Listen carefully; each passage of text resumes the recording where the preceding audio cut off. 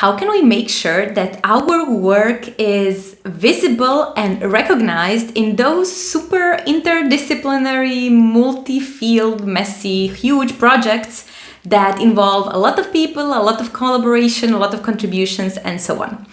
So what usually happens with these super big projects that are becoming ever so popular is that we sort of miss the individual contribution part. So everything is about the group, and this is amazing because I am a firm believer that especially when you're developing something new, it's very nice to have the group support, and many brains can come up with better solutions.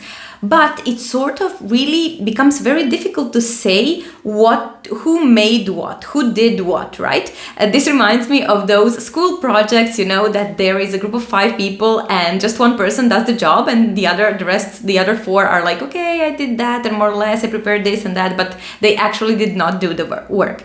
And that tends to happen, of course, in the adult life as well, when we are working in this big, messy projects that it's not really clear who did what. So it becomes also very frustrating when we do not have the ability or opportunity to speak up and say, look, I did this and this is why it matters and this is why you should reward me for that, right? So what people usually do when they are not recognized, right, in those projects is that they try to work harder the next time. They try to do more, right? Which, of course, there is nothing wrong with doing more as long as you do not burn out. But another strategy and another thing that works, I would say even better, if not as well, is really putting in some effort to communicate the impact that you had on that specific project. And this video is inspired actually by a client of mine that I talked to a few weeks ago, and they said, okay, but I sort of feel invisible in those group projects. Like, I do a lot of the heavy lifting, but when it comes to presenting it and when it comes to expressing and explaining what we did as a team, I always sort of fall behind, and there are other people who are wearing the badge of honor, like we did that, but it's not actually their contribution. So how can we make sure that we can show off our expertise without sounding like a person who is trying to show off or a person who is trying to get into the spotlight and so on? What we want here is to really get the spotlight and get the attention we deserve and not be overlooked by someone who maybe did not do the work but is louder, speaks better, more eloquent, explains things better, and they are stealing the spotlight from us. So what can we do? What we need to do in those cases is to really train and make sure that we know how to communicate and express our impact on the project. What does that mean? That means that if you're a person who is sort of the expert in the background and you tend to be the one who is the problem solver, but not the one who actually says they are the problem solver, what we tend to do is this heavy lifting from behind and not actually putting in the effort in. Maybe you're an introvert, or maybe you have not been trained to really put the spotlight on yourself, or maybe you feel that doing so would sort of give you this, oh, I'm the person who wants to steal the spotlight and so on. But what we want to focus here is not this psychological component, but actually the practical part. Like, how can I express the impact of my work? And this is very interesting because, as I said in a few videos before, we as STEM professionals are trained to think in sort of a cause-consequences paradigm, right? A causes B, for example.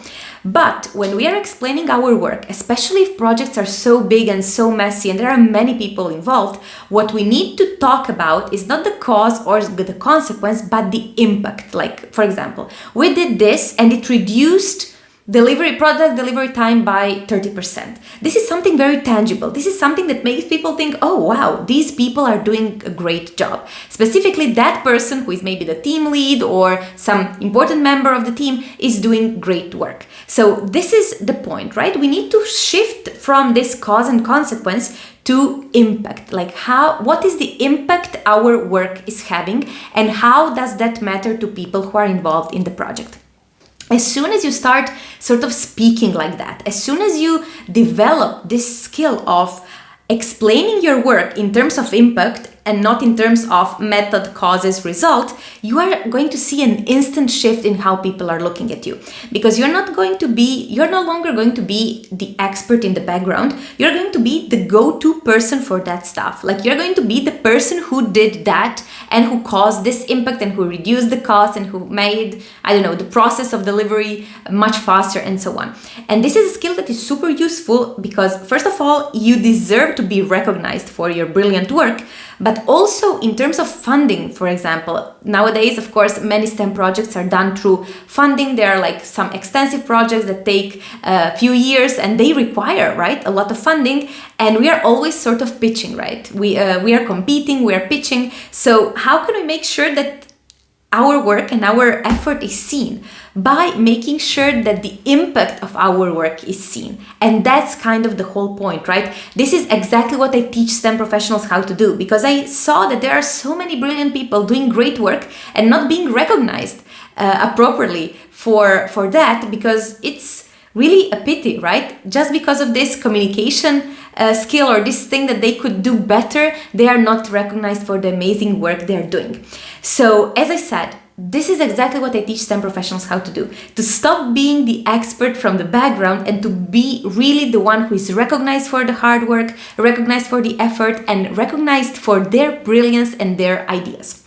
So if this is something you want to work on, I really want to invite you to join my coaching program. But first of all, I want to tell you that I will leave a link down below in the description where you can schedule a completely free discovery call with me, where we can discuss those exact things, like what are your struggles, your challenges, what are you currently facing in your STEM career that is sort of, you feel that this is somehow the bottleneck of your progress. All of that, I am more than happy to chat with you. And of course, we can then see if we are a good fit to work together. So I hope that this video will get you inspired to start talking about impact instead of the cause and consequence. And of course, as always, see you soon in another video. Bye bye.